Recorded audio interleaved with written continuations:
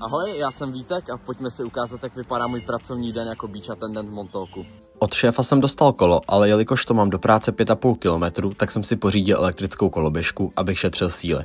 Cesta mi takhle zabere necelých 15 minut. V práci se každý týden s klukama střídáme na pozici floater. Jako floater chodím na 7 a mým úkolem je připravit hotel, než přijdou beach attendenti. Přes den pak dělám vše, co je zrovna potřeba. Mimo jiné jsem i na pláži. Velkou výhodou je, že floater končí ve 3 a po práci můžu jít třeba na pláž. Jakmile je vše nachystané, tak na 8 dorazí beach attendenti. Jako beach attendenti ráno připravíme jednu řadu židlí, aby jsme mohli v 9 otevřít. Jelikož dneska poměrně dost foukalo, tak jsme nestavili slunečníky, což nám dost ulehčilo práci. Pak čekáme na stanoviště na hosty. Jakmile přijdou, tak je doprovodíme usadit. Po cestě s nima pokecáme a pokud není žádná židle volná, tak přistavíme nové židle a slunečník. Na konci dne přichází to nejhorší. Nanosit všechny židle a slunečníky zpět do skladu. Když je to rušný den, tak nám to zabere třeba i 3 hodiny. Dnes to ale bylo na chvíli. No a zhruba v 7 hodin odcházíme domů. Mimo tohle občas i pracuji jako parking attendant anebo dělám firepity.